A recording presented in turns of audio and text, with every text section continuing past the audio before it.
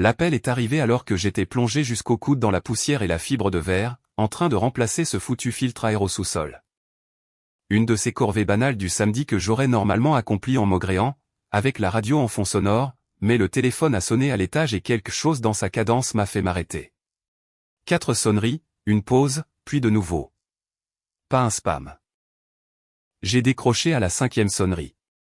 Monsieur Anders, voix d'homme, net, professionnel.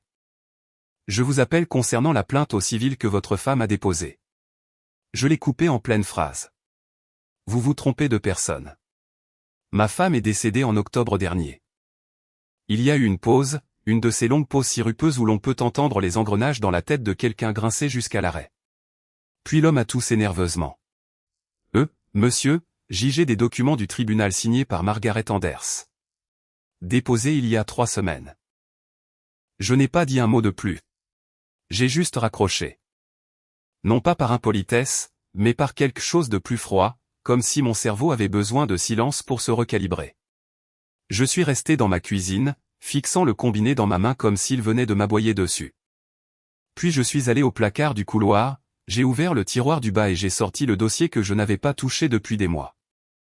Son certificat de décès était là où je l'avais laissé, soigneusement inséré dans une pochette en plastique transparent, à côté des factures d'hôpital et de la notice nécrologique imprimée de la Gazette. J'ai fixé le sceau en relief, la date, son nom. Margaret Helen Anders. 12 octobre. Cause du décès, cancer du sein métastatique. Morte, comme dans enterré. J'étais là quand ils ont descendu le cercueil. J'ai prononcé l'éloge funèbre. Je portais cette stupide cravate qui, selon elle, me donnait l'air d'un politicien. Je n'avais pas beaucoup pleuré pendant les funérailles, non pas parce que je ne l'aimais pas, mais parce que le chagrin était venu avant la mort. Les mois à la voir disparaître, cellule par cellule, sourire par sourire.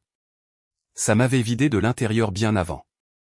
Je pensais que le monde ne pourrait plus me surprendre après ça.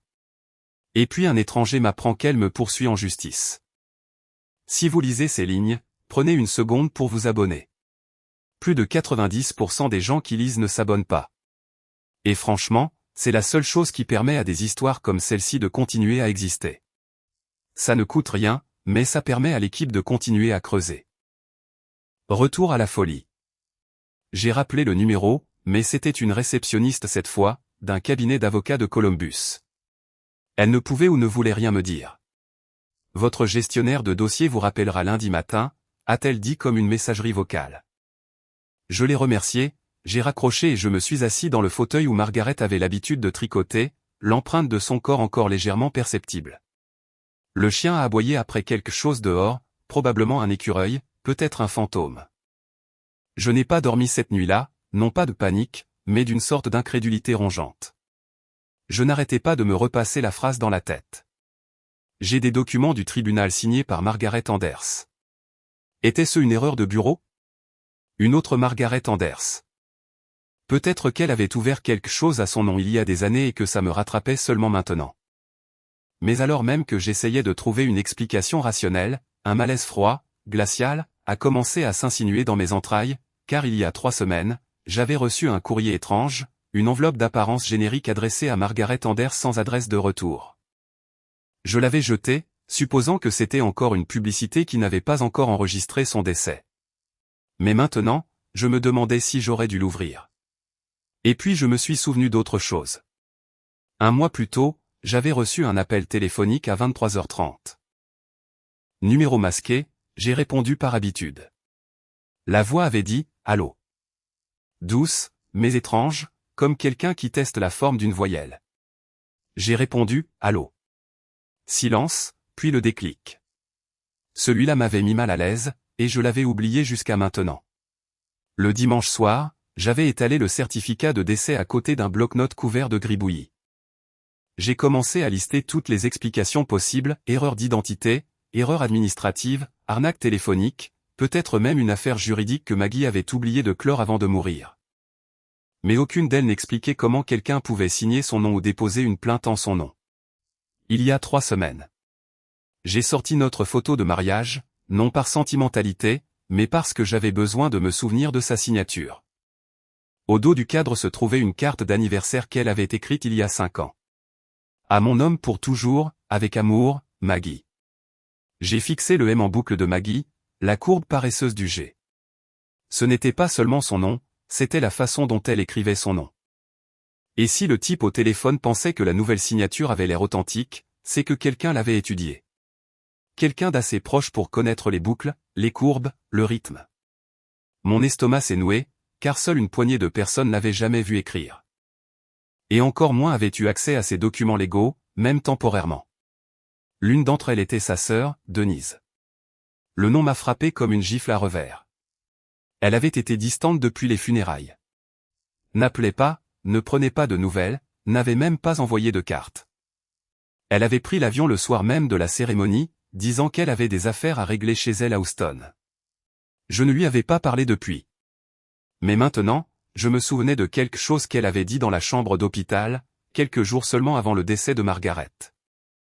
Si tu ne t'occupes pas des choses correctement, Walter, avait-elle dit en ajustant la lanière de son sac à main, tu pourrais perdre tout ce qu'elle a bâti. À l'époque, je pensais qu'elle parlait de quelque chose d'émotionnel. Maintenant, je n'en étais plus si sûr.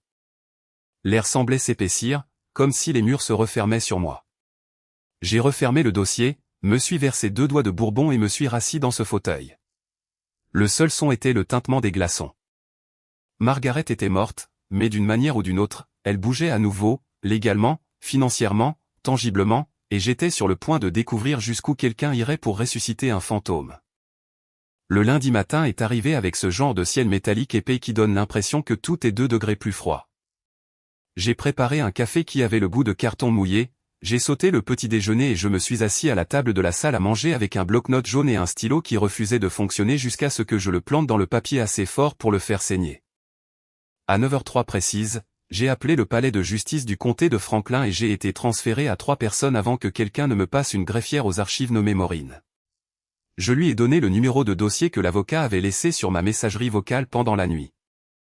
Il avait appelé 2 fois, s'était excusé profusément, disant qu'il était tout aussi confus que je devais l'être. Il avait réexaminé les documents pendant le week-end, et apparemment, il semblait correct en surface. Déposé, traité, reçu. Maureen l'a confirmé. Oui, nous avons reçu une plainte au civil déposée sous le nom de Margaret Anders. La plaignante l'a déposée il y a 3 semaines. Avez-vous besoin de copies, monsieur? S'il vous plaît. Et si possible, j'aimerais savoir qui a livré les documents, en personne ou par courrier. Une pause. Il est indiqué ici, remis en main propre. Je ne me souviens pas avoir raccroché. Je me souviens juste d'être resté assis là pendant un long moment, à fixer le téléphone comme s'il allait essayer de me mordre ensuite. 2 jours plus tard, une enveloppe en papier craft est arrivée par coursier. Elle avait cette odeur de palais de justice, imprimante, teneur et autorité de l'État. À l'intérieur se trouvaient 8 pages, la plainte, une déclaration et la signature. C'est là que les poils de ma nuque se sont hérissés. Ce n'était pas une contrefaçon bon marché. Ce n'était pas quelqu'un qui s'amusait avec du papier calque ou qui signait Margaret avec un panache de serviettes de bar. Non, cette signature avait un rythme. Il y avait une mémoire musculaire derrière elle. Quiconque avait fait ça avait observé ma femme écrire pendant des années, peut-être même l'avait imitée en privé. C'était assez proche pour tromper un greffier fatigué ou un avocat distrait. Mais pas moi. J'ai ressorti la carte d'anniversaire, celle derrière notre photo de mariage, et je les ai alignées. Pas identiques, mais le même ADN, comme un chanteur essayant de trouver le ton juste, mais frappant la note juste assez fausse pour faire grincer des dents quiconque écoutait vraiment. C'est à ce moment-là que l'image de Denise s'est précisée dans mon esprit. Sa cigarette tapotant contre la coudoir pendant les soins palliatifs, la chaîne en or autour de son cou avec 3 breloques, dont aucune ne signifiait quoi que ce soit pour elle, sauf celle qu'elle triturait toujours quand elle mentait. Son rire à la veillée, trop aigu, trop court. Elle avait toujours gravité juste assez loin du cercle familial pour éviter les soupçons directs, mais assez près pour être utile quand elle le voulait. Elle s'était portée volontaire pour gérer une partie de la paperasse des soins palliatifs quand j'ai commencé à m'effondrer. Juste pour aider, avait-elle dit. Et comme un imbécile, je lui avais donné une procuration pour 1 semaine. Juste 1 semaine, juste pour que je puisse me concentrer sur Margaret sans perdre la tête. C'était 6 jours avant la mort de Margaret.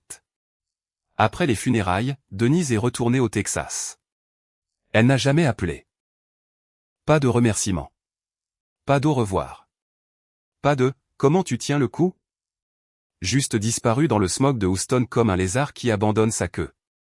Je n'arrêtais pas de me dire que c'était le chagrin. Que peut-être elle était une de ces personnes qui ne géraient pas bien les émotions. Mais maintenant, avec cette signature me fixant comme un cadavre maquillé, je n'en étais plus si sûr. Je me suis souvenu d'autre chose. Un message vocal auquel je n'avais pas pensé depuis des mois. Elle l'avait laissé quand Margaret venait d'entrer en soins palliatifs. J'ai fouillé dans mon ancien téléphone, priant de ne pas l'avoir effacé. Et il était là, archivé sous « Inconnu ». J'ai appuyé sur lecture. Salut, Walter, je prends juste des nouvelles. Tu sais, si tu ne fais pas attention, tu perdras tout ce qu'elle a bâti. Je dis ça comme ça. Ces factures médicales ne se paient pas toutes seules.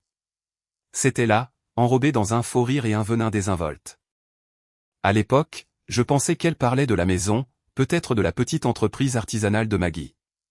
Mais maintenant, je réalisais que Denise avait déjà posé les bases, testant ma réaction, sondant le périmètre. J'ai ouvert mon ordinateur portable et j'ai cherché son nom. Denise Russell.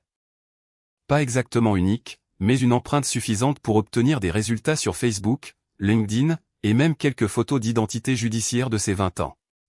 Vol à l'étalage, conduite en état d'ivresse, rien de violent, juste une personne fuyante. Le genre de personne qui trouve toujours la limite du règlement et la tapote juste pour voir si elle plie. La page suivante du dossier judiciaire a attiré mon attention. C'était la plainte civile elle-même, une requête en restitution de biens matrimoniaux prétendument retenus par contrôle coercitif. Ça se lisait comme un feuilleton, des allégations d'abus financiers, d'abandon émotionnel, de négligence, mais habillé de juste assez de jargon juridique pour paraître plausible si on ne connaissait pas la vérité. Maggie n'avait jamais dit ces mots. Loin de là. Et soudain, l'absurdité de la chose m'a frappé. On accusait ma femme d'être elle-même. Son nom, son histoire, sa dignité réduit à des accessoires dans une arnaque. Denise ne volait pas de l'argent. Elle volait Maggie. C'est là que l'effroi m'a envahi. Réel et lourd comme un sac de sable lâché sur ma poitrine. Si Denise était allée aussi loin, qu'avait-elle fait d'autre? Ouvert des comptes, déposé des déclarations de revenus, contracté des prêts au nom de Maggie. Ou pire. N'était-ce que le début? Je me suis levé, me suis versé une autre demi-tasse de café amer et j'ai regardé par la fenêtre de la cuisine. Le jardin que Maggie entretenait avait l'air envahi par les mauvaises herbes, mais familier, réel. Et ça, ce papier entre mes mains, ressemblait à autre chose, comme une mauvaise copie de la vie que nous avions construite, comme une ombre se faisant passer pour une femme. Et le pire, c'est que les ombres ne laissent pas d'empreinte. Je suis allé à la banque le mercredi, le genre d'endroit avec de fausses fougères et de la musique jouant des reprises de vraies chansons. L'employée, la vingtaine, sous-formée, surscriptée, était désireuse d'aider jusqu'à ce que je mentionne le nom sur le compte. Margaret Anders, ai-je dit. Ma femme, décédée l'année dernière. La jeune femme a cligné des yeux. Avez-vous son certificat de décès? Je le lui ai tendu sans un mot. Elle l'a scanné, a cliqué sur quelque chose sur son terminal, puis a fait une pause. Son visage joyeux a commencé à changer. Le cliquetis de sa bouche a ralenti. Monsieur Anders, ce compte est actif. J'ai penché la tête. Ce n'est pas possible. Nous l'avons fermé en novembre dernier, dans cette même agence. Elle a jeté un coup d'œil derrière elle comme si elle avait besoin de renfort. Eh bien, il apparaît comme réactivé en janvier, et il y a eu plusieurs petits retraits depuis. Je n'ai pas scié. De combien? Principalement moins de $500. Fréquemment, à différents distributeurs automatiques. Elle a imprimé la liste des transactions et l'a glissée sur le bureau comme si elle pouvait exploser. J'ai parcouru les dates, une hémorragie constante, hebdomadaire, parfois 2 fois par semaine, tout en espèces, réparties dans tout l'État, Toledo, Dayton, et même en Indiana. Ma femme détestait l'Indiana. Puis-je demander les images de sécurité de l'un de ses distributeurs? Elle a hésité. Nous aurions besoin d'une assignation pour un accès complet à la vidéo, mais pour les retraits en agence, elle a cliqué à nouveau. Il y en a un. 8 mars, agence de North Arlington. Bingo. J'ai signé le formulaire de demande et suis revenu le lendemain matin pour visionner les images avec le directeur de l'agence. L'écran vacillait avec un mauvais éclairage et des pixels granuleux, comme si un fantôme allait le traverser. Puis elle est apparue. Une femme en trench coat sombre, un foulard sur la tête, de grandes lunettes de soleil. Générique à première vue, sans rien de mémorable, mais elle se déplaçait avec une assurance qui ne correspondait pas au déguisement. Pas prudente, à l'aise, comme si elle jouait ce personnage depuis assez longtemps pour oublier que c'était un rôle. Je me suis penché de plus près. L'inclinaison du cou, le léger boitement du pied gauche dû à une vieille blessure à la cheville qu'elle n'avait jamais fait soigner parce que, les médecins, c'est pour les riches. La façon dont elle a signé le formulaire de retrait, ne jetant qu'un seul regard au papier, comme si elle savait déjà où se trouvait chaque ligne. C'était Denise. Je n'ai pas dit un mot au directeur, j'ai juste demandé une copie des images et je suis parti avec une clé USB qui me brûlait la poche. De retour à la maison, je me suis assis à ma table de cuisine, rejouant la vidéo image par image. Denise ne regardait jamais directement la caméra. Bien sûr que non. Cela aurait nécessité de la culpabilité. Mais son corps la trahissait. La façon dont elle tenait son sac à main, le rebond de son talon quand elle se tournait. Denise marchait toujours comme si elle pensait que la pièce lui devait des applaudissements. Ce n'était pas du vol. Ce n'était même pas de l'usurpation d'identité. C'était un effacement. Elle se promenait en se faisant passer pour Margaret, non pas en volant sur le compte d'une femme morte. Non, en prétendant qu'elle était cette femme. Respirant sous un nom volé, vivant dans la peau de ma femme comme si c'était un manteau qu'elle pouvait boutonner à sa convenance. Et l'argent n'était pas le but. C'était des montants de test, pas assez pour déclencher des alertes à la fraude, juste assez pour tâter le terrain, confirmer que les portes étaient toujours déverrouillées. C'est là que la rage a commencé à se transformer en quelque chose de plus froid. Elle n'exploitait pas seulement le deuil. Elle monétisait la résurrection. J'ai sorti la vieille boîte de classement que nous utilisions pour les papiers de la maison. À l'intérieur se trouvait un dossier intitulé « M. Personnel ». Il contenait des bouts de l'écriture de Maggie, la feuille de connexion qu'elle utilisait pour nos comptes en ligne. Même la lettre qu'elle m'avait écrite en soins palliatifs et m'avait dit de ne pas ouvrir à moins qu'elle ne me mette vraiment en colère depuis l'au-delà. Je ne l'ai toujours pas ouverte. Mais ce qui a attiré mon attention, c'est quelque chose auquel je n'avais pas pensé depuis un an. Le journal de banque de Maggie. Un petit moleskine noir avec chaque numéro de chèque et transaction qu'elle avait jamais fait, même après que tout soit passé au numérique. Elle était de la vieille école. Je l'ai feuilleté et j'ai fait correspondre chaque entrée avec le relevé numérique de la banque. Propre, impeccable, jusqu'à ce que ça s'arrête. 10 octobre, 2 jours avant sa mort. La dernière entrée, clôture finale avec Walter, tout est fait. Et pourtant, nous étions là, 5 mois plus tard, avec quelqu'un se faisant passer pour elle et vidant le compte comme un parasite. J'ai ressorti la liste des transactions et j'ai regardé le schéma des retraits. North Arlington, 8 mars. Le suivant, 14 mars, même montant, ville différente. Puis encore et encore, elle se déplaçait comme un cirque ambulant. Et chaque retrait n'était pas pour l'argent. C'était pour une preuve de vie. Créer une piste de miettes de pain d'une fausse existence, construire un fantôme de papier. J'ai ouvert mon ordinateur portable et j'ai cherché les emplacements des distributeurs. Tous à une distance de conduite raisonnable, tous dans des zones où l'on pouvait entrer et sortir sans se faire remarquer. Mais un a retenu mon attention. Une galerie marchande avec une caméra à l'extérieur du café à côté de la banque. J'ai appelé, j'ai demandé s'il gardait les images, j'ai dit que j'y étais récemment et que j'avais perdu quelque chose. Le type au téléphone n'a pas posé de questions, il m'a juste donné une adresse email pour envoyer la demande avec l'horodatage. Je l'ai envoyée. 3 heures plus tard, j'avais une deuxième vidéo. Plus granuleuse, mais sous un angle différent. Denise, encore. Mais cette fois, elle a souri à quelqu'un hors champ. Juste un bref scintillement. Mais ce sourire, c'était le sien, pas celui de Maggie. Denise souriait comme si elle vous mettait au défi de la contredire. Et soudain, je n'étais plus confus, ni effrayé. J'en avais fini d'observer. Elle ne retirait pas seulement de l'argent. Elle retirait Maggie du monde, morceau par morceau. Et j'étais sur le point de déposer quelques conséquences. Le matin où je suis allé au cimetière, il y avait du givre à l'intérieur du pare-brise. Une de ces fines couches méchantes qui ne se grattent pas proprement, peu importe combien de temps on laisse le dégivreur tourner. J'ai pris ça comme un signe. La clarté ne vient plus facilement. Surtout pas quand votre femme décédée se remet à signer des documents légaux. Le cimetière n'avait pas changé. Des rangées soignées, les mêmes couronnes de Noël fanées. La pierre tombale de Margaret était là où je l'avais laissée. Deuxième rangée depuis la clôturait, sous le chêne noueux qui laissait tomber ses glands comme des éclats d'obus en automne. Je suis resté là, attendant de ressentir quelque chose de cinématographique, mais rien n'est venu, juste une douleur sourde. La pierre était propre, encore lisse. Je me suis agenouillé et j'ai passé mes doigts sur son nom comme si je pouvais trouver du braille dans la gravure. Toujours morte, toujours enterrée. Alors, qui diable prétendait le contraire? J'ai conduit 10 minutes sur la route jusqu'au funérarium, le même qui s'était occupé de tout pour Margaret Hall, devrais-je ajouter. La réceptionniste était nouvelle, plus jeune, et semblait un peu craintive, mais elle a accepté de me laisser parler au directeur, Monsieur Paulson, quand j'ai mentionné qu'il y avait eu une certaine confusion au sujet des dossiers de ma femme. Paulson est entré en traînant les pieds, portant la même cravate moutarde qu'il avait au mémorial, comme si le commerce de la mort exigeait un uniforme. Son sourire n'atteignait pas tout à fait ses yeux, mais je n'étais pas là pour de la chaleur.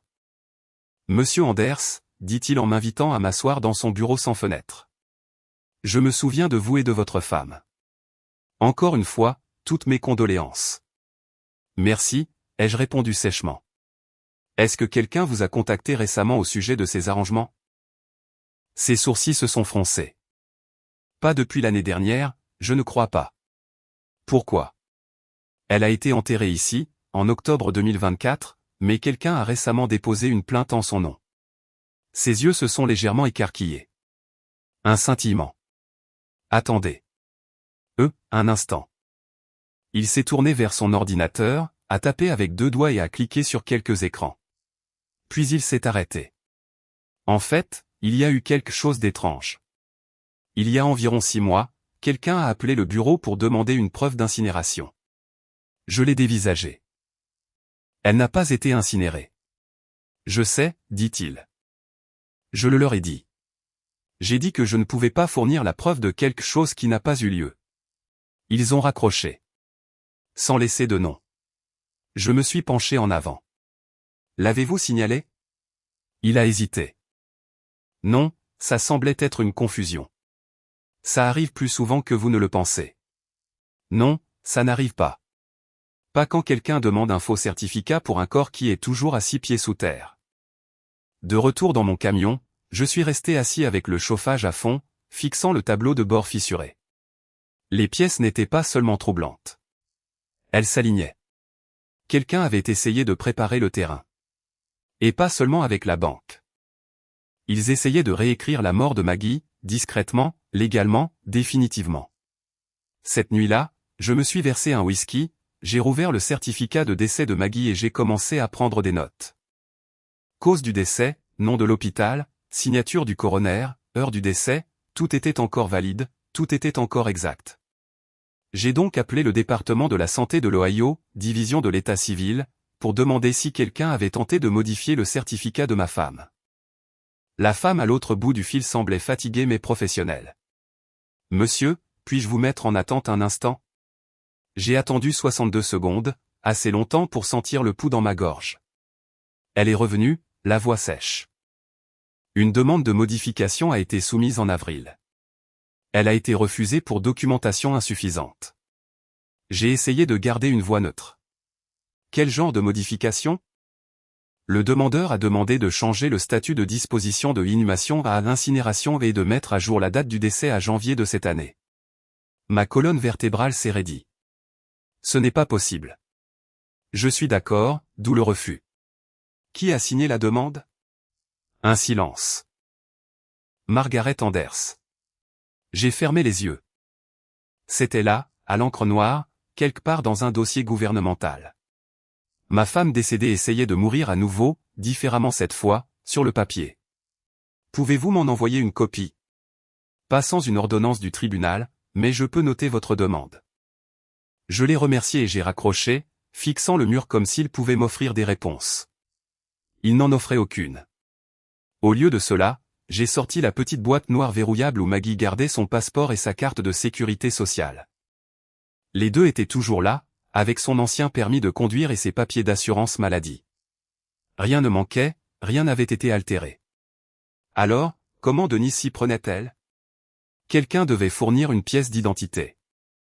Assez pour faire de petits retraits, assez pour déposer des documents au tribunal, mais pas assez pour résister à un véritable audit. Cela signifiait deux choses. 1. Elle avait de faux documents assez bons pour passer un examen superficiel. 2. Elle ne s'attendait pas à ce que quelqu'un regarde de plus près. Mais j'en avais fini avec la superficialité. J'ai ouvert un nouveau dossier sur mon ordinateur portable, Résurrection Emma. À l'intérieur, j'ai copié la vidéo du distributeur, les relevés de transactions, les notes du funérarium et maintenant, ces notes de l'état civil. Chaque nouvelle entrée resserrait le nœud coulant. Chaque faux retrait, chaque signature contrefaite, c'était une piste de papier. Et Denise marchait pieds nus dessus. Ce n'était pas seulement de la fraude, c'était une exhumation d'identité. Et Denise ne volait pas seulement une vie. Elle essayait de reprogrammer la mort elle-même. C'est là que j'ai su ce que je devais faire. Je n'allais pas l'appeler. Je n'allais pas la menacer. J'allais prouver, étape par étape, avec des preuves irréfutables, qu'elle n'était pas assez intelligente pour tuer Margaret 2 fois. Le bureau de l'avocat était en centre-ville, une monstruosité de verre et d'acier coincée entre une boutique de vapotage et une salle de sport de luxe qui avait, on ne sait comment, un service de voiturier. Le bâtiment avait ce froid antiseptique propre au blanchiment d'argent et à la déontologie mal classée. J'ai pris l'ascenseur jusqu'au 8e étage, serrant un mince dossier sous mon bras, pas trop épais, juste assez pour mettre fin à la carrière de quelqu'un s'il ne me prenait pas au sérieux. La réceptionniste m'a offert un café. J'ai refusé. 5 minutes plus tard, on m'a fait entrer dans une salle de conférence avec vue sur le palais de justice. La symétrie ne m'a pas échappé. Monsieur Anders, dit l'avocat en entrant, me serrant la main comme s'il craignait qu'elle ne se dissolve. Jeune, soigné, les cheveux trop parfaits, la cravate trop rouge. Je suis Kyle Horwitz. Merci d'avoir accepté de me rencontrer. Je n'ai pas accepté, dis-je en posant le dossier sur la table. J'ai exigé. Il a souri comme si j'avais fait une blague. Ce n'était pas le cas. J'ai ouvert le dossier et j'ai disposé 3 documents rangés comme des cartes de tarot, le certificat de décès, le dossier de sortie des soins palliatifs, le programme des funérailles avec une photo de Maggie dans le jardin. Portant l'écharpe qu'elle détestait mais qu'elle avait portée pour moi cet été-là. Kyle a jeté un coup d'œil dessus, puis a fixé les documents. Ce n'est pas votre femme, n'est-ce pas? Il a cligné des yeux. Je ne comprends pas, vous m'avez appelé la semaine dernière, dis-je lentement. Vous m'avez dit que Margaret avait déposé une plainte au civil, signée de son nom il y a 3 semaines. Oh oui, mais, vous n'avez pas seulement dit son nom, ai-je continué. Vous avez dit qu'elle était ici, dans votre bureau. Il a hésité. Oui, c'est exact. Il a hoché la tête. La voix semblait familière, douce. Elle connaissait les dates, votre nom, a raconté des événements comme le ferait une épouse. Je pensais qu'elle avait l'air un peu différente, mais les gens changent, non? Les cheveux plus clairs, peut-être un peu de chirurgie. J'ai poussé une photo sur la table. Le jour des funérailles, le cercueil, les gens en pleurs. Moi, avec un visage comme un cratère. La pierre tombale de Maggie visible en arrière-plan. La gravure, sans équivoque. Kyle a dévisagé la photo. Vous avez été dupé, ai-je dit d'un ton plat. Ses épaules se sont affaissées. Mon Dieu.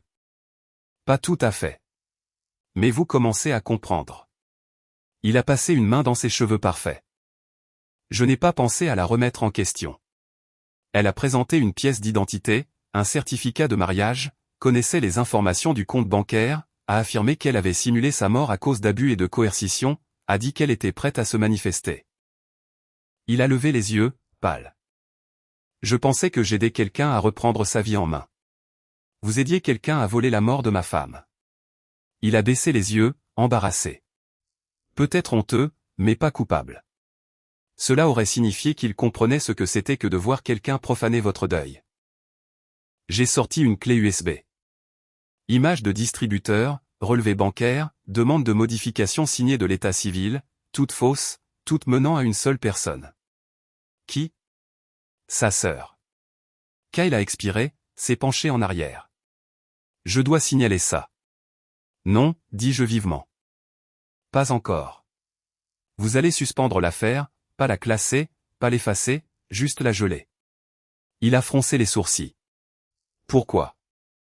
Parce qu'une fois qu'elle sera effacée, ils pivoteront, changeront l'histoire, disparaîtront à nouveau. Je veux que ce soit enregistré.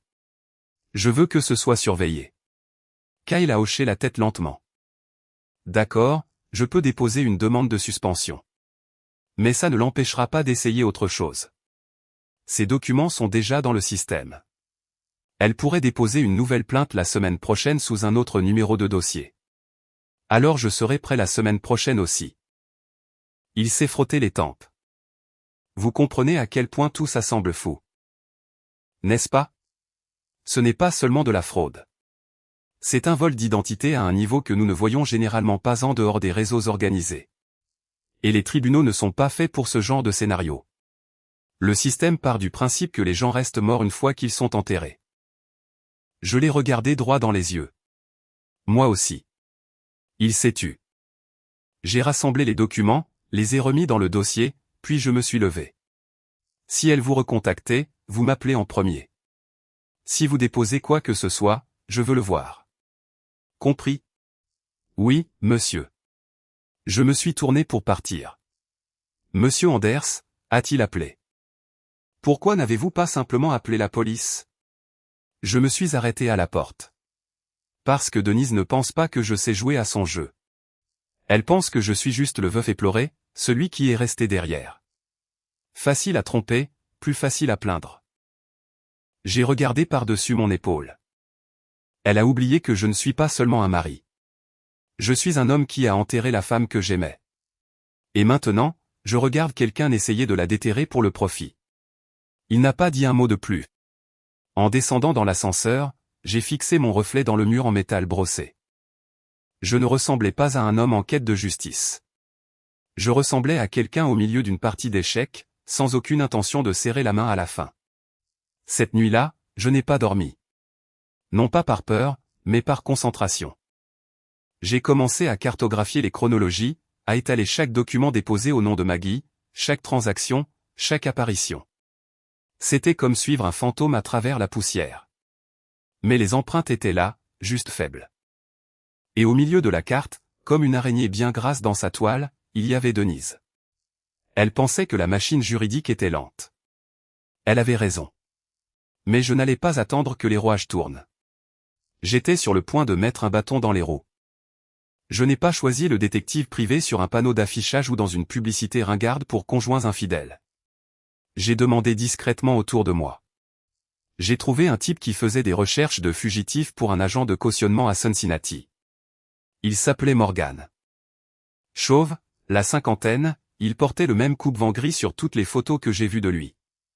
Le genre d'homme qui pouvait vous suivre à travers 5 comtés sans jamais manquer un repas ni renverser son café. Je l'ai rencontré dans un Waffle House près de l'île 71. Il s'est glissé dans la banquette comme s'il faisait ça depuis des décennies.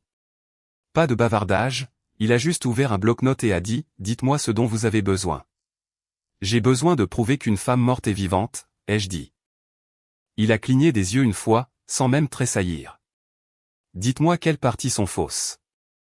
Je lui ai donné le dossier, tout ce que j'avais rassemblé jusqu'à présent, les images du distributeur, les notes de l'état civil, la plainte civile contrefaite. J'ai laissé de côté l'émotion, je lui ai juste donné la piste froide. Morgan a hoché la tête, a tout rangé dans sa mallette usée et a dit « 1 semaine ». 6 jours plus tard, il a appelé. Walter, ça bouge. Nous nous sommes revus. Même banquette, même café, même absence d'expression sur son visage. Il a posé une enveloppe en papier craft devant moi comme si elle contenait une bombe, ce qui, d'une certaine manière, était le cas. À l'intérieur, une série d'imprimés, des demandes de cartes de crédit, tout au nom de Maggie, émises en février. L'une avait déjà accumulé plus de 4000 $ d'achats, vêtements, services en ligne, un abonnement à une base de données généalogique. L'ironie me faisait grincer des dents. Puis un contrat de location. Margaret Anders, locataire, appartement de 2 chambres à Dayton, loué il y a 4 mois. La signature n'était pas celle de Maggie, mais elle était assez proche pour un propriétaire qui voulait juste une caution et un nom sur une ligne. Morgan a glissé une copie du bail vers moi. Contact d'urgence, a-t-il dit en tapotant du doigt. Denise Russell, mentionnée comme sœur et aide-soignante. J'ai expiré par le nez. Pas de surprise. Une confirmation. Ça allait toujours revenir à elle. Il m'a tendu la page suivante, une photocopie d'un permis de conduire de l'Ohio. Le visage était celui de Maggie, ou du moins, il l'avait été. Maintenant, il était légèrement déformé. La mâchoire affinée, les cheveux éclaircis, la couleur des yeux indiquée comme verte. Ceux de Maggie étaient marrons. La photo avait été modifiée juste assez pour passer le regard d'un employé fatigué. Juste assez pour passer inaperçu en surface. Elle utilise un logiciel d'identité synthétique, a marmonné Morgan. Elle a peut-être eu de l'aide. Ou alors elle est plus intelligente que je ne le pensais. La dernière page était une chronologie, retrait, achat, connexion IP, numéro de téléphone redirigé par des lignes VoIP, le genre de piste de miettes de pain numérique laissée par quelqu'un qui essaie de ne pas en laisser. Ce n'est pas du travail d'amateur, a-t-il dit. Votre belle-sœur a soit déjà fait ça, soit appris vite. Je me suis adossé au vinyle craquelé de la banquette et j'ai fixé le ventilateur de plafond qui tournait comme s'il avait mieux à faire ailleurs. Elle ne vole pas seulement de l'argent, ai-je dit. Elle construit une seconde vie avec les os de Maggie. Morgan m'a jeté un regard. J'en ai vu des choses assez personnelles. Je n'ai pas répondu. Je n'en avais pas besoin. Le lendemain matin, j'ai tout faxé à la division des crimes financiers de Columbus. Pas un email, pas un appel téléphonique. Un fax, froid et mort, le genre qui laisse des traces écrites et des horodatages que personne ne peut nier. Puis j'ai appelé pour confirmer la réception. La femme à l'autre bout du fil semblait confuse jusqu'à ce qu'elle ouvre le dossier. Puis elle s'est tue. Nous allons devoir assigner cela à un enquêteur en fraude, a-t-elle dit. Cela pourrait prendre du temps. J'ai le temps, ai-je menti. J'ai raccroché et je suis retourné à ma carte. Celle étalée sur la table de ma salle à manger, chaque nœud relié par des fils rouges et des dates et des signes de dollars. J'ai ajouté une nouvelle épingle. Dayton, le bail, l'appartement, la dernière planque de Denise. J'ai fixé la fausse photo du permis de conduire jusqu'à ce que je n'en puisse plus. La vallée de l'étrange, les mauvais yeux, la peau empruntée, le visage de Maggie tordu juste assez pour être acceptable pour des étrangers. Ce n'était pas seulement de la falsification. C'était une profanation. Et je n'étais plus fatigué. J'avais dépassé la fatigue. J'avais épuisé la fatigue il y a des jours et j'avais atterri ailleurs. Une concentration froide. Cet endroit fragile où le chagrin devient stratégie et l'amour se transforme en détermination. Denise pensait qu'elle pouvait continuer à se faufiler de côté, toujours avec une longueur d'avance, toujours dans l'ombre. Mais les ombres s'allongent avant de disparaître. Je ne la poursuivais plus. J'étais sa date limite. L'email est arrivé juste après minuit, comme une confession d'ivrogne ou un défi. Pas d'objet, juste son nom dans le champ de l'expéditeur, Denise Russell. Je n'avais pas eu de nouvelles directes d'elle depuis l'hôpital. Et même là, elle n'avait pas dit au revoir. Maintenant, elle choisissait un email. C'était approprié. Pas de voix, pas de visage, juste des touches de clavier se faisant passer pour du courage. Le message s'ouvrait comme une gifle. Tu l'as abandonnée bien avant qu'elle ne meure. C'est comme ça qu'elle a commencé. Pas de salutation, pas de préambule, droit à la jugulaire avec la confiance suffisante de quelqu'un qui a répété chaque ligne devant un miroir. J'ai continué à lire. Tu étais plus amoureux de l'idée d'être un mari que tu ne l'as jamais été de Maggie. Tu l'as gardée petite, tu l'as gardée silencieuse. J'ai regardé ça pendant des années pendant que tu souriais et prétendais que tout allait bien. Mais ce n'était pas le cas. Pas pour elle. Elle m'a dit que tu ne la laissais pas être qui elle voulait être. Tu voulais juste une petite femme parfaite dans une petite maison tranquille avec ta petite vie tranquille. Je me suis arrêté là. Le culot, le pur révisionnisme délirant. Maggie avait été bruyante même quand sa voix était faible. Elle corrigeait les serveurs, renvoyait le vin, débattait avec les pasteurs et me disait quand je disais des bêtises, souvent avec un rire, parfois avec un regard noir. Et je l'aimais pour tout ça. Chaque angle vif, chaque parcelle têtue. Denise n'avait jamais compris ça. Le feu de Maggie la faisait se sentir petite. Et les petites gens n'allument pas de bougies. Ils les étouffent. J'ai continué à lire. Je ne fais que récupérer ce qui aurait dû être à moi. Elle m'a promis des choses que tu n'as jamais tenues. Promis que nous construirions quelque chose après qu'elle t'ait quitté. Elle ne te devait pas son héritage, Walter. Elle le devait à quelqu'un qui la voyait vraiment. Un mensonge si audacieux qu'il en était presque poétique. Et puis la finale. Tu peux essayer de m'arrêter, mais il est trop tard. Pas de signature, pas de formule de politesse, juste cette dernière phrase, comme si elle pensait avoir écrit sa propre légende. J'ai fixé l'écran pendant 1 minute entière, non pas par choc, mais par clarté. Le voile était tombé, le faux chagrin, le jeu larmoyant, la fausse chaleur. C'était elle. Denise Russell, opportuniste avec un complexe du sauveur et une fibre criminelle. Enfin démasquée. Je n'ai pas crié. Je n'ai rien jeté. Je n'ai même pas juré. J'ai ouvert une nouvelle fenêtre et j'ai tapé 2 lignes en réponse. Tu as raison. Il est trop tard. Pour toi. Envoyé. Puis j'ai pris son message, je l'ai joint au dossier de plus en plus volumineux et je l'ai transféré au contact de la division des fraudes qui m'avait été assigné plus tôt dans la journée. Je n'ai pas ajouté de commentaires. Je n'en avais pas besoin. La date, le ton, l'aveu, elle m'avait tendu la balle et m'avait mis au défi de la charger. 10 minutes plus tard, j'ai reçu une confirmation. Ils avaient fait remonter le dossier. Un nouveau gestionnaire de cas avait été ajouté à la boucle. Ils ont tout demandé. Vidéo, transaction, signature. J'ai envoyé le dossier complet. L'appel numérique pour sa tombe judiciaire. Je me suis adossé et j'ai regardé autour de moi dans la maison. Le châle de Maggie était toujours suspendu au dos du rocking chair. Ses livres s'alignaient sur les étagères, les coins usés. Rien d'orné, rien qui vaille la peine d'être volé, sauf son nom. Et Denise avait aussi essayé de prendre ça, mais elle n'avait pas compté sur le fait que je me battrais comme Maggie, discrètement, sans relâche, sans sentimentalisme. Denise pensait que c'était une question d'argent, de punition, d'un héritage tordu qu'elle s'était convaincue de mériter. Mais il n'a jamais été question de ce que Maggie avait laissé derrière elle. Il était question de qui était encore debout. Et maintenant, Denise était officiellement sortie de l'ombre pour entrer dans le dossier de preuve. Elle a écrit la confession de ses propres mots, l'a mise noir sur blanc. Elle aurait tout aussi bien pu signer son propre acte d'accusation, et je m'assurerai qu'elle le lise à nouveau. Au tribunal. L'enveloppe est arrivée en recommandé, signée par un voisin car je n'étais pas à la maison. Elle m'attendait comme un serpent enroulé sur le comptoir de la cuisine, épaisse et pleine de sa propre importance. Imprimé juridique dans le coin, adresse de retour du tribunal des plaidoyers communs du comté de Franklin. Je savais ce que c'était avant de l'ouvrir. À l'intérieur, une assignation à comparaître. Margaret Anders contre Walter Anders. L'accusation, privation abusive des biens du conjoint. Une plainte selon laquelle j'avais sciemment et malicieusement empêché l'accès aux biens matrimoniaux communs, entraînant un préjudice personnel, la misère et la perte d'identité. J'ai lu les mots 2 fois, lentement, puis une 3e fois juste pour sentir la brûlure. Maggie. La même Maggie que je lavais en soins palliatifs quand elle ne pouvait plus soulever une cuillère.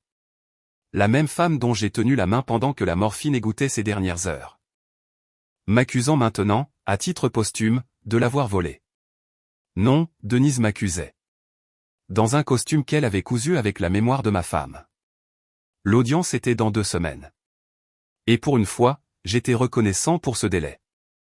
Je ne l'ai pas appelé, ne lui ai pas écrit, n'ai même pas murmuré son nom à voix haute dans la maison. Non pas parce que j'avais peur, mais parce que je ne gaspillais pas une seule once d'énergie dans une conversation qui lui donnerait l'oxygène dont elle avait soif. Au lieu de cela, je me suis mis au travail. D'abord, je suis retourné au funérarium. Paulson, le directeur, avait l'air plus pâle que d'habitude quand je suis entré. Il savait pourquoi j'étais là. Je lui ai tendu un stylo, une copie de la demande de modification contrefaite et j'ai posé une question. Pouvez-vous mettre par écrit que vous avez enterré ma femme?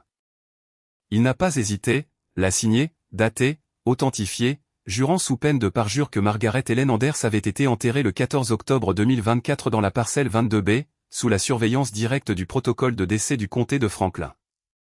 Ensuite, j'ai rassemblé chaque clip vidéo, horodatage et reçu que Morgan, le détective privé, avait collecté. Nous les avons organisés chronologiquement. Les images des retraits au distributeur, les transactions par carte de crédit, le bail signé au nom de Maggie, la pièce d'identité falsifiée, et surtout, les images de sécurité de la banque où Denise portait le nom de sa sœur comme un masque d'Halloween. J'ai déposé une assignation pour le directeur de l'agence bancaire et la guichetière qui avait approuvé la réactivation du compte. J'ai dû me déplacer et la remettre en main propre à travers une vitre. Le directeur a semblé surpris, voire nerveux, mais a accepté. « Pourquoi cela arrive-t-il » a-t-il demandé. « Parce que vous avez serré la main à un fantôme, ai-je dit, et je suis sorti. J'ai constitué un classeur, en cuir noir, le dos étiqueté au charpie argenté, fraude à l'identité Emma, annexe A. À l'intérieur, des onglets de couleur, des preuves indexées comme pour une accusation. Chaque page criait, mais je ne le dirai pas. Il ne s'agissait pas de volume. Il s'agissait de précision. 2 jours avant l'audience, j'ai ajouté la pièce finale, une déclaration signée du département de l'État civil de l'Ohio vérifiant le refus de la demande de modification où Margaret avait tenté de changer sa cause de décès et son statut d'inhumation à incinération.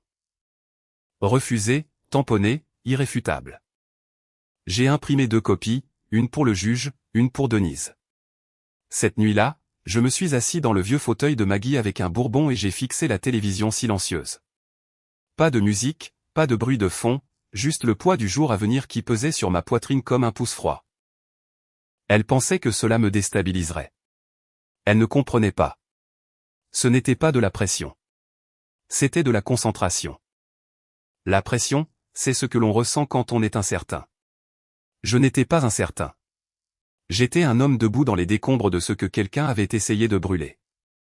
Cataloguant les débris, étiquetant les cendres, me préparant à pendre l'incendiaire avec sa propre corde calcinée. Elle pensait que je craquerais, que je la supplierais ou que je resterais silencieux, mais Denise n'a jamais compris la profondeur de ce dont le deuil vous rend capable. Elle n'avait pas volé Maggie. Elle m'avait réveillé, et j'avais été patient assez longtemps. Maintenant, c'était à son tour de s'asseoir en face de la vérité, et je la portais page par page, signée, tamponnée et scellée. Le cimetière était plus calme que d'habitude. Le début de l'automne avait dépouillé les chênes, leurs branches squelettiques projetant de longues ombres fracturées sur les pierres tombales. Je me suis garé près de la clôture et j'ai marché seul sur le chemin, le gravier crissant sous mes bottes comme des applaudissements lointains. Dans ma main gauche, un modeste bouquet, des lys, les préférés de Maggie. Dans ma droite, une seule feuille de papier plié qui pesait plus que n'importe quel dossier juridique que j'ai jamais tenu. La parcelle 22B n'avait pas changé. Toujours nichée sous le chêne tordu, toujours marquée par la pierre tombale qu'elle avait choisie avant d'être trop malade pour s'en soucier. Margaret Helen Anders, 1961 à 2024. Fière dans la vie, douce dans la mort. Je pensais que la seconde moitié était poétique. Maintenant, je comprenais que ce n'était pas sa mort qui était douce. C'était la grâce avec laquelle elle l'avait affrontée. Le courage, l'honnêteté sans faille, contrairement à sa sœur. Je me suis agenouillé sur l'herbe humide et j'ai déposé les fleurs au pied de la pierre. Le papier que je tenais est resté plié, chaud dans ma paume. J'ai fixé son nom. Pas seulement les lettres, mais leur forme. Leur permanence. Le granit ne ment pas, elle a essayé de voler ton nom, ai-je murmuré. Je le lui ai rendu. Puis j'ai posé la décision du tribunal. 3 semaines plus tôt, Denise était assise dans une salle d'audience, portant la voix de Maggie comme un parfum. Faible, familier, mais finalement faux. Elle n'avait pas vu les témoins que j'avais amenés. Elle ne s'attendait pas à voir la greffière de l'état civil, ni le directeur de la banque avec sa voix tremblante, ni le directeur du funérarium avec son affidavit notarié. Elle ne s'attendait pas à ce que je vienne du tout. Elle a essayé de se défendre, bien sûr. A prétendu un traumatisme, des trous de mémoire, a prétendu que Maggie lui avait donné la permission avant de mourir. Mais ensuite, le procureur a lu l'email, celui où elle avait écrit « Tu peux essayer de m'arrêter, mais il est trop tard ». Et soudain, tout l'air a quitté la pièce. Quand le juge a rendu sa décision, ce n'était pas dramatique, juste une récitation plate des faits. Fraude, vol d'identité, tentative d'exploitation financière. La plainte au civil a été rejetée définitivement, et le dossier a été transmis au pénal pour examen. Denise n'a pas fui cette fois. Elle est juste restée assise là, vide, plus petite. Je ne l'ai pas regardée en sortant. La décision que j'ai laissée sur la tombe de Maggie n'était pas pour moi. C'était pour elle. Un enregistrement. La preuve que le nom qu'ils avaient gravé dans la pierre ne pouvait pas être volé. Ni par le papier, ni par une sœur amère, ni par une femme trop égoïste pour laisser les morts reposer en paix. Je suis resté là un moment de plus, regardant le vent agiter les feuilles autour de sa pierre. Pas de mots, juste le souffle, juste la présence. Pour la première fois depuis des mois, mon pouls a ralenti. La vengeance était accomplie. Mais ça, c'était autre chose. Ce n'était pas la victoire. Ce n'était pas le soulagement. C'était la paix. Petite, méritée, finale. Je me suis levé lentement, les genoux raides, et j'ai jeté un dernier regard. Puis je me suis éloigné.